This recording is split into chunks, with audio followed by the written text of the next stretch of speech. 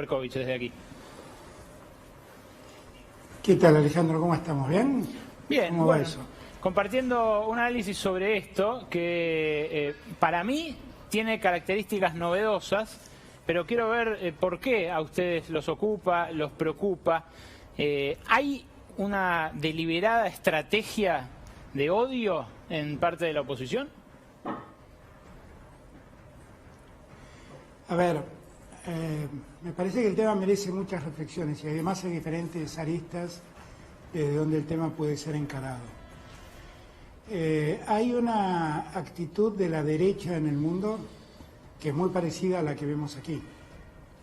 El fenómeno de Vox en España, por ejemplo, da cuenta de que hay un fenómeno en los sectores más de derecha que tienden a protagonizar modelos de reclamo parecidos a los que vemos aquí, que no son ni más ni menos que una clara exacerbación del odio.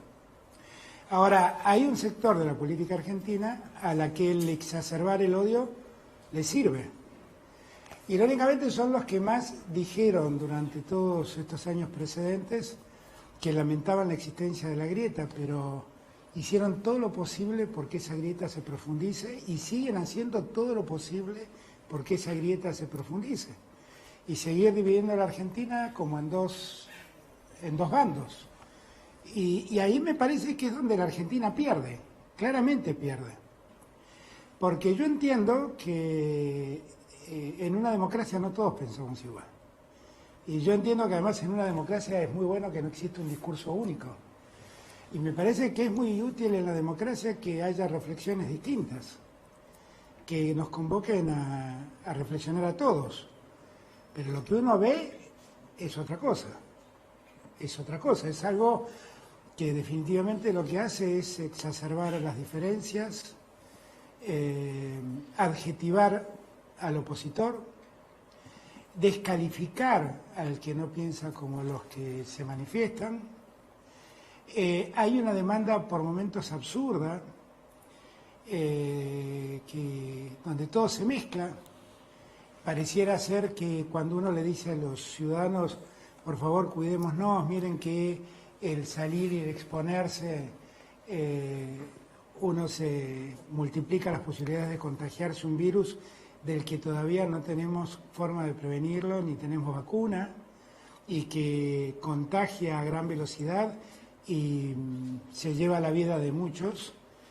Y en verdad dicen que ese discurso es un discurso que en verdad busca callar a la ciudadanía o busca coartar libertades. Es una cosa francamente ridícula.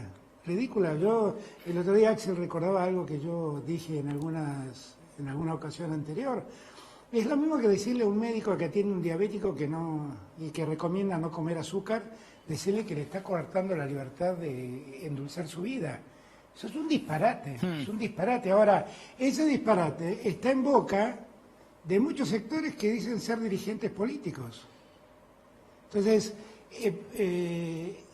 todo eso sirve para una política muy precisa, que es la política de exacerbar las diferencias y generar dos bandos. Bueno, ahí hay negocio, estábamos analizando recién, acá tenemos un doctor en filosofía y en psicología, tenemos una colega extranjera, corresponsal de medios, acabamos de hablar con un analista en redes. Es negocio para varios eso, es negocio en guita para las plataformas, es negocio en clics para determinados medios, en rating para determinados otros medios, y es negocio en votos para los extremos. Ahora, ¿ustedes tienen registro de que esto esté pasando? También comentaba recién, no sé si lo escuchó, que esto esté pasando de la violencia en redes, por ejemplo, a la violencia en actos reales, o sea, que esté agravándose en estas últimas semanas, estos últimos meses. Y bueno, pero es que lo que vimos hace una semana atrás en la puerta de la casa del juez Lorenzetti, eso es, en cualquier lugar del mundo, eso es un escrache patético, vergonzoso, absolutamente descalificable. Que un medio ponga los lugares donde se convocan los centros de reunión de los que se quieren manifestar, como se manifestaron ayer, y ponga la dirección de la vicepresidenta, eso es algo increíble. Y que haya gente que vaya frente a la casa particular de una persona a expresarse del modo violento como se expresan, es algo increíble. Que en las manifestaciones se escuchen los agravios que se escuchan a los periodistas de medios que tal vez no piensan como los que se están manifestando allí, es algo que afecta, pero claramente, la convivencia democrática. Y que, irónicamente, todos esos digan que en verdad el problema es que los queremos silenciar, eso es casi ridículo. Ridículo. Eso es un conjunto de mala fe, de acciones de mala fe, que quedan muy en evidencia. Quedan muy en evidencia. Ahora, no es posible que después se desentiendan, porque yo la escuché a la presidenta del PRO convocar a la marcha de ayer. Y ahí la vimos disfrutar de la marcha de ayer. Y la verdad es que es algo realmente difícil de entender, porque esas marchas, además, convocan al contagio de la gente en un momento en que la Argentina está pasando una situación muy difícil. Yo veía la marcha en Mendoza, en Córdoba. Son lugares donde la situación es extremadamente delicada. La ciudad de Mendoza tiene ocupada el 95% de sus camas. Y reuniones como las que ayer vimos solo potencian los contagios. Y estamos hablando de esto al mismo tiempo. Hoy tuve una larga y una muy buena reunión con el gobernador de Mendoza. Analizamos la situación y él me hablaba de la necesidad de poner más camas y me hablaba de la necesidad de que le mandemos más respiradores. Y mientras me pide esto el gobernador, vimos lo que pasaba ayer en Mendoza. Bueno, es muy difícil de entender y es muy difícil de compartir que eso es solo una manifestación política. Claramente tiene un contenido político, pero además hay una desaprensión para con la salud propia y con la salud del otro que asombra. Ahora le voy a preguntar de un par de temitas más, me comprenderá, no solamente vamos a hablar del odio, pero sí me interesa su visión sobre cómo esto se trata desde la dirigencia. Porque una cosa es que sea cosa de bases, digamos, que incluso en la época del 2008, la resolución 125, incluso ahí yo recuerdo colegas míos con los que trabajaba en ese momento, Ernesto Tenenbaum, por ejemplo, el propio Marcelo Slotto, a los cuales a veces increpaban en la calle diciéndole vos trabajás en TN o qué sé yo. Ahora, lo que yo no recuerdo es que se lo habilitara desde la dirigencia del modo en el que se lo habilita ahora. ¿Usted cree que es deliberado eso por parte de Macri? ¿Que cree que así se va a imponer a los, no sé, a los Suárez, a los Rodríguez Larreta, a los que gobiernan y tienen otras responsabilidades dentro de la oposición? Pero yo me acuerdo cuando pasó eso con Ernesto o con Marcelo, que yo salí públicamente en defensa de ellos. Yo me acuerdo que cuando Luciano Míguez, secretario de la Sociedad Rural y presidente de la Sociedad Rural, en pleno conflicto de la 125, lo agredieron a la salida de la Sociedad Rural, yo salí a solidarizarme con él. Y cuando Agustín Rossi tuvo que soportar los huevazos que le tiraron allá en Santa Fe, yo salí a solidarizarme con él. La verdad es que estas son prácticas absolutamente reñidas con la democracia. No tiene nada que ver con la convivencia democrática, nada de esto de lo que estamos hablando. Es la acción de un grupo de políticos, de dirigentes políticos, que exacerban los ánimos de la locura y hoy una serie de locos que salen y atacan a la gente como la atacan. La atacan con una caravana convocada en Rafaela para presionar a un juez de la Corte, y lo hacen lo mismo cuando dicen vayan enfrente a la casa de Cristina. Es absolutamente incalificable. Bueno, incalificable. a la par y eso, a la par que insisto, es algo que... A la par que hace eso, digo, esta dirigencia opositora sale como el expresidente Macri, que ayer rompió el silencio después de varios meses, a decir que lo están persiguiendo. ¿Están persiguiendo ustedes a Macri? A mí me parece realmente asombroso, sinceramente lo digo, ¿no? Me parece realmente asombroso. Yo, honestamente, sinceramente no sé qué causas tiene Macri, qué causas judiciales tiene, si están en riesgo de procesamiento en alguna causa. La verdad es que ellos ven en nosotros los que ellos hicieron todos estos años. Esa es la más cruel realidad. Ellos fueron los que espiaron, no solamente espiaron opositores, se espiaban entre ellos. Yo no sé qué desconfiaba Macri de Rodríguez Larreta, de Santilli, no sé qué desconfiaba, de Monzó, no sé qué les desconfiaba. Pero ellos fueron los que se espiaban hasta, no solamente espiaban opositores, se espiaban entre ellos. Y esto no lo estoy diciendo yo, lo está diciendo una investigación judicial y solo me limito a reproducir lo que de esa investigación judicial ha hecho público y se ha dicho en los medios. Sí, sí. Y nadie lo ha desmentido. La verdad es que nosotros no hicimos ninguna acción judicial contra nadie. Nosotros nunca inventamos causas, no hay una sola causa que se haya iniciado por una denuncia anónima, como ocurrió a lo largo del gobierno de Macri.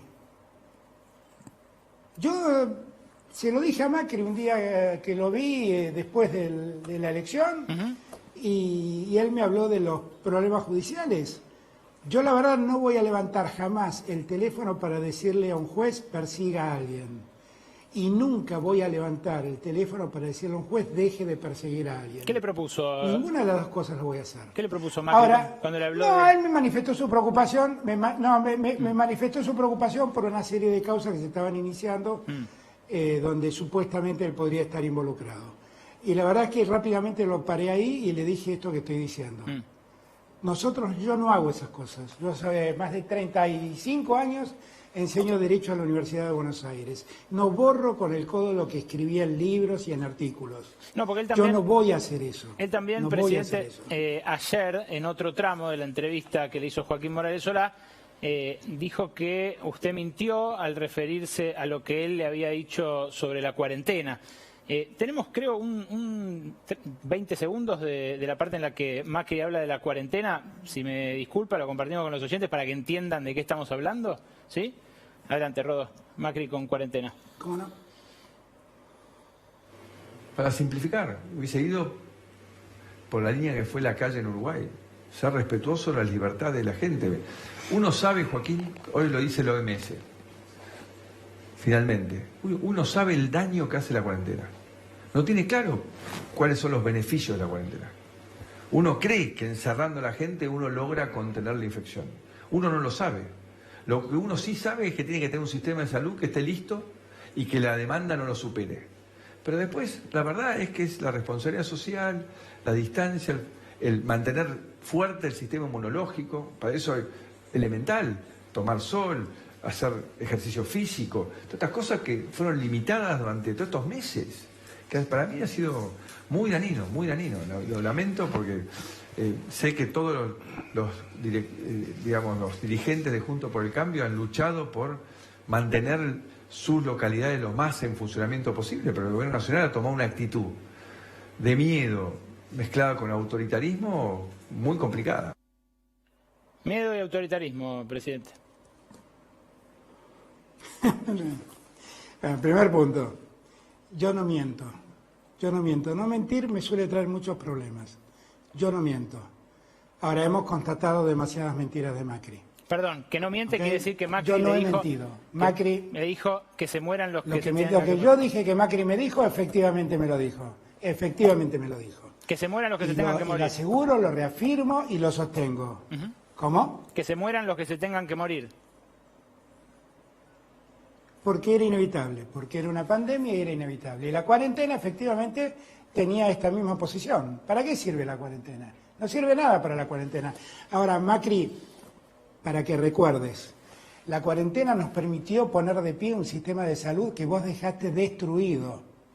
nos permitió crear un Ministerio de Salud que vos cerraste, nos permitió poner en pie un Ministerio de Ciencia y Tecnología que vos terminaste. Por si no te acordás, nos permitió la cuarentena poner en marcha una serie de hospitales que estaban construidos en el año 2015 y que por decisión de tu gobernadora en la provincia de Buenos Aires nunca se inauguraron.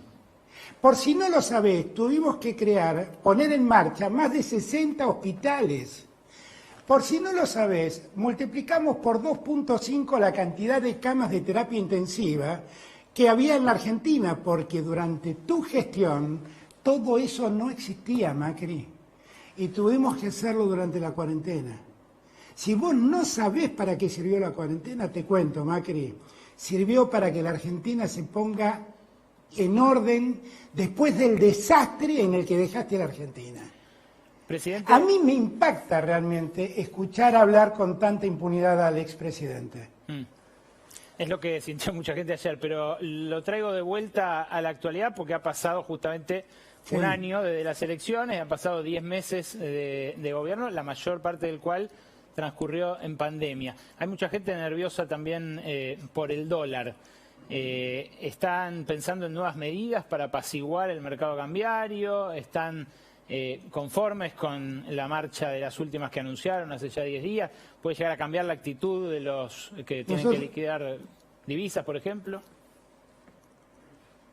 Nosotros estamos siguiendo muy de cerca un proceso que nosotros llamamos un proceso de ordenamiento cambiario, donde nosotros tenemos que ir, no en lo inmediato, sino en el transcurso del tiempo, hacia un lugar donde confluyan las diferentes cotizaciones de la divisa. Y nosotros esa tarea ya la empezamos. Estamos siguiendo con mucha atención. La gente se inquieta mucho por el mercado del famoso dólar blue. El paralelo, sí. Pero hay que tener presente que el dólar blue está básicamente constituido por dólares que traen los extranjeros, turistas. Los cambian en los turistas, y eso después se vende en el mercado interno.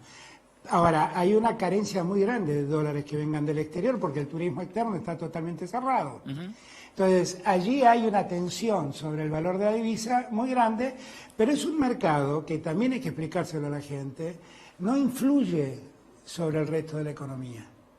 Lo que nosotros tenemos que cuidar es ver cómo evoluciona el valor del dólar oficial, como la gente lo conoce. Y en eso estamos siendo muy cuidadosos para que evitar retrasos cambiarios y buscando que el dólar vaya siguiendo más o menos la evolución de la inflación.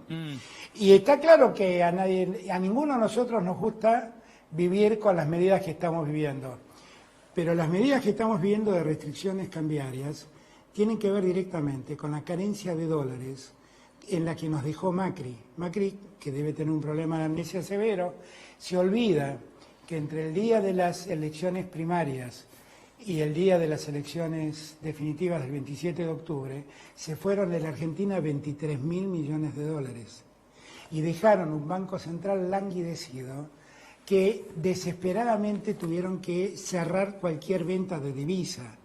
Eso es lo que nos dejaron. Sobre llovido, mojado, llegó la pandemia. Sí, claro. Entonces nosotros lo que estamos es en un proceso de ordenamiento del mercado cambiario, al que lo seguimos muy de cerca, que le prestamos mucha atención, no queremos tener más de una cotización de la divisa, pero va a llevar un tiempo el ordenamiento, como llevó un tiempo el ordenamiento de la deuda externa. Perdón, si está diciendo no queremos tener varios valores de la divisa, quiere decir que desdoblamiento formal del mercado cambiario no va a haber un dólar oficialmente financiero, otro oficialmente...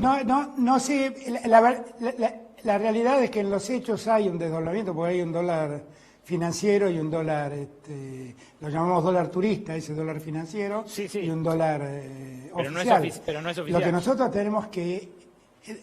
nosotros tenemos que ir ordenando las cosas para que haya un solo valor de la divisa. ¿Cree que eso va a poder pasar durante su Mientras mandato? tanto tendremos que convivir con estas dos cosas. ¿Cree que puede pasar durante su mandato eso? ¿Qué plazos se ponen para llegar a esa unificación? No, claro, debe ocurrir durante nuestro mandato, claramente. ¿Sirvió? Nosotros tenemos que corregir este problema del desorden cambiario que se ha generado por la falta de divisas, y al mismo tiempo tenemos que ofrecerle a los argentinos la posibilidad de invertir en otras cosas que no sea el dólar. Sí, claro. Y que sean rentables. Lo difícil, que lo que no Desde pudieron hacer... títulos hasta plazos fijos o construcción en viviendas, darle otras alternativas que no sean el dólar y que les permitan tener rentabilidad con sus inversiones. Lamentablemente no pudo ningún gobierno democrático, ¿no? Desde el que rompió la moneda de la última dictadura, pero bueno, es el desafío al que me imagino. Es cierto, pero es un desafío que tenemos por delante. Y que la verdad estamos con mucha vocación de lograr el resultado. ¿Sirvió bajar las retenciones, esos puntos y el diferencial sobre todo entre la retención al grano y la retención al aceite, que es más un gesto hacia las aceiteras? Digo, en vista de que no están liquidando quizás lo que ustedes esperarían. Hasta aquí debo confesarle que no ha servido, pero no sé, todavía tenemos un tiempo por delante y por ahí entiendan la necesidad que tenemos de que esas divisas se liquiden. Hasta acá no ha rendido lo que esperábamos que rinda. ¿Hay algún responsable de esto? No, el mercado que no quiere liquidar dólares, que no exporta y no liquida dólares, y que está especulando con muchas cosas. Si alguien está especulando con una devaluación, especula de gusto porque una devaluación no va a haber. Si alguien especula con que siga subiendo el grano de la soja, eso nos excede a nosotros, porque la sequía en los Estados Unidos evidentemente ha mejorado muchísimo el precio de la soja. Si alguno especula buscando un mejor precio para los aceites, también nos excede. ¿Cree que la suba del dólar paralelo o de las versiones financieras del dólar puede tener que ver con una presión política de un sector del empresariado? Pienso, por ejemplo, en el impuesto a las grandes fortunas. Digo, ¿puede ser que estén buscando obturar alguna iniciativa del gobierno presionándole por ese lado? Yo quisiera creer que no. Fundamentalmente, Alejandro, porque como lo has dicho muchas veces, esto no es un impuesto a las grandes fortunas, es una contribución por única vez a los que tienen más de 200 millones de pesos como patrimonio. Entonces, en verdad no es un impuesto. Y quisiera creer que no es eso lo que los está motivando. Quisiera creer que tiene más que ver con un juego especulativo de precios internacionales de commodities, y tal vez algunos que sueñan con que nosotros devaluemos, que si esos pierden el tiempo. Pero la opción de que por ahí están esperando un mejor resultado de los precios internacionales, porque efectivamente la oferta americana de soja ha caído mucho y entonces han crecido los precios de la soja y por ahí alguno está esperando un mayor precio, eso puede ser. Presidente, la última... Yo trato de no buscar, trato de eludir las versiones con las miradas conspirativas. Por ahí es una ingenuidad de mi parte. Quiero creer que no, porque la verdad es que en la Argentina estamos viviendo un momento único, donde se ha combinado el desastre que heredamos más la pandemia. Como yo siempre digo, la Argentina era un paciente de terapia intensiva el 10 de diciembre y encima se contagió de coronavirus. Era lo peor que nos podía pasar. Sí, eso claro. nos pasó. ¿Qué le dice, presidente, al que desorientado encuentra a la oposición tan monolítica, con un discurso tan fuerte, violento, pero efectivo con su base, y que encuentra frustración en su vida cotidiana? Digo, es cierto que tanto la pandemia como las consecuencias del macrismo son la gran parte de la explicación de esa vida cotidiana, pero hay muchos que empiezan a inquietarse, bueno, por lo que esperaban a esta altura de su gobierno. ¿Qué les dice a ellos? Que yo los entiendo, pero que el mayor problema que están viviendo se lo generaron esa oposición que hoy se muestra monolítica e inquieta. En verdad el mayor problema fue eso, porque seguramente si no hubiéramos tenido que reconstruir hospitales, reconstruir camas de terapia intensiva, comprar respiradores automáticos, sacar de urgencia un ATP para sostener el empleo privado, sacar de urgencia el IFE para darle un auxilio a 9 millones de argentinos que estaban fuera del sistema, si no hubiéramos tenido que crear la tarjeta alimentar porque dejaron el 36% de pobreza, si no hubiéramos tenido que hacer todo eso, seguramente la vida de los argentinos sería un poco menos difícil de lo que es hoy. Pero lo que le digo a los argentinos es que nosotros, la inmensa mayoría de los argentinos, ha hecho las cosas bien. Ha acompañado los cuidados, se ha preservado. Cuando uno mira los resultados, por ejemplo, del trabajo formal, la caída del trabajo formal es de 2.5%. Es la misma caída que tuvo en promedio toda Europa. Hicimos las cosas bien, preservamos el trabajo. Yo estoy viendo permanentemente en mis viajes pequeñas y medianas empresas que me cuentan que han podido sobrevivir gracias al ATP. Hemos salvado infinidad de puestos de trabajo, hemos salvado infinidad de empresas.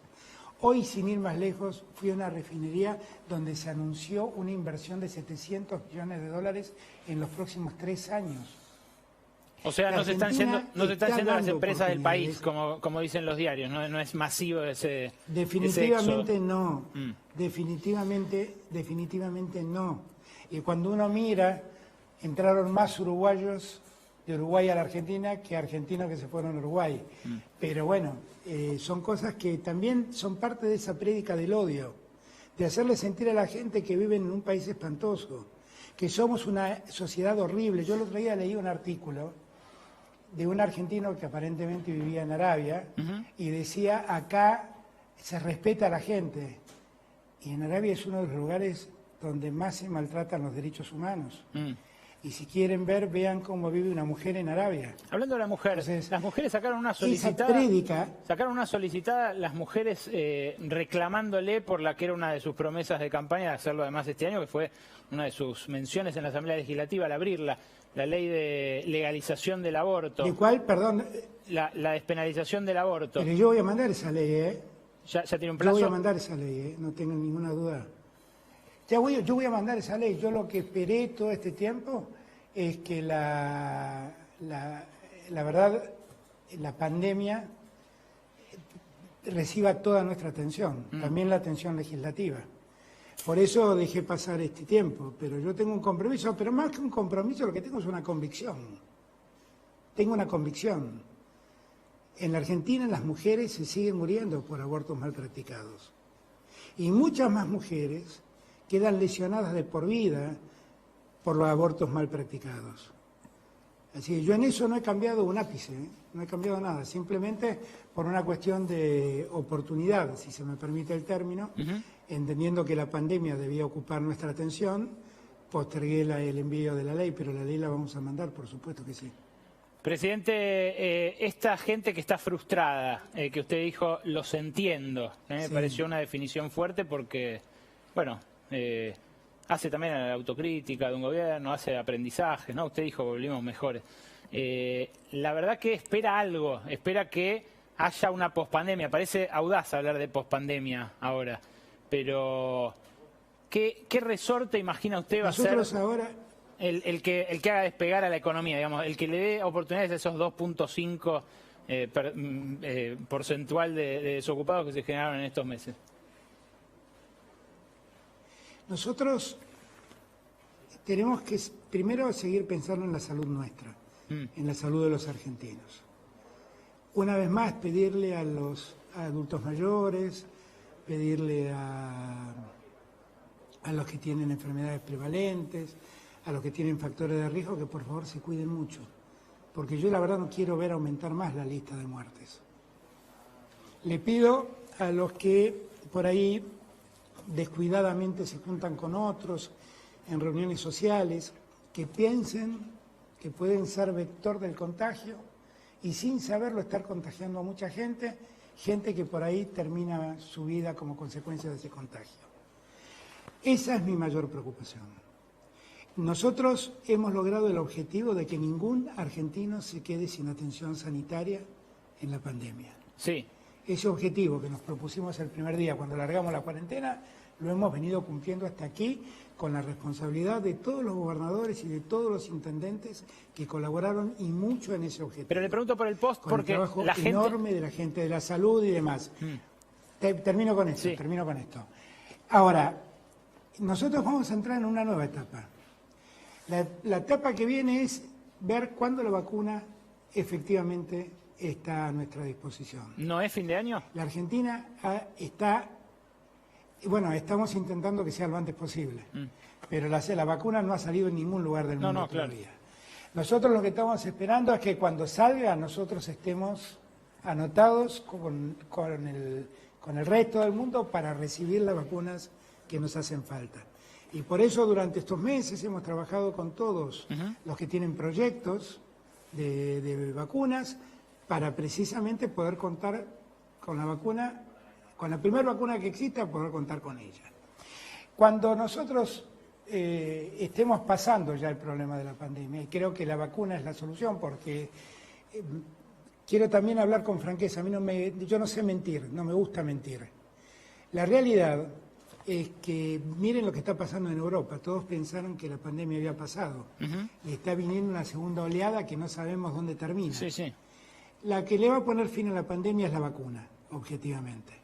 Nosotros trabajamos muchísimo en ese punto y estamos muy atentos y ponemos mucho esfuerzo en ese tema. Ahora, yo estoy viajando el jueves a Vaca Muerta, donde estamos lanzando el Plan Gas. Ahí estoy seguro van a haber muchas inversiones que hagan mover a la economía argentina, que den trabajo a subcontratistas pymes, que en esa zona las hay muchas. Estamos llevando adelante un proyecto para promover la construcción de viviendas, tratando de permitirle a los que tienen dinero no declarado, lo blanquee para ese fin, y para los que tienen dinero declarado, desgravarles bienes personales para que puedan invertir ese dinero y conviertan ahorros financieros en construcción de viviendas. Y vamos a lanzar un plan de viviendas y de obra pública muy, muy poderoso, con el objeto de movilizar la economía argentina. Yo estoy seguro que el año que viene va a ser mejor que este, estoy absolutamente seguro. Y vamos a crecer bien. Y vamos a empezar a poner orden a una economía que se desordenó muchísimo. Presidente, en estos últimos años. Un objetivo módico ese, ¿no? Este año de merda, la verdad que no puede dejar lugar a otro más que mejor, me parece. Creo que estamos todos de acuerdo en eso, no hay grieta. No, pero es que yo no dije cuánto íbamos a crecer. Yo creo que vamos a crecer mucho. Y estoy convencido de eso. Está claro, tenemos que recuperar 12 puntos de caída del PBI, que es lo que calculamos este año que vamos a caer. Pero el año que viene vamos a crecer y mucho. Y la gente lo va a sentir. Y la diferencia con otros tiempos, con otros tiempos recentes, es que lo que más nos preocupa es que crezcan todos, no que crezcan algunos. Que ese crecimiento llegue a todos, llegue a los sectores más postergados también. Eso es lo que más nos preocupa y es lo que más deseamos. Por eso nosotros tenemos un programa de desarrollo de la economía que involucre a todos, que no deje afuera a nadie. Yo estoy muy seguro que el año que viene para los argentinos va a ser mucho mejor. Presidente, le agradezco este rato que se tomó para charlar con nosotros. Buenas noches. Gracias, Alejandro. Un abrazo muy grande. Hasta luego.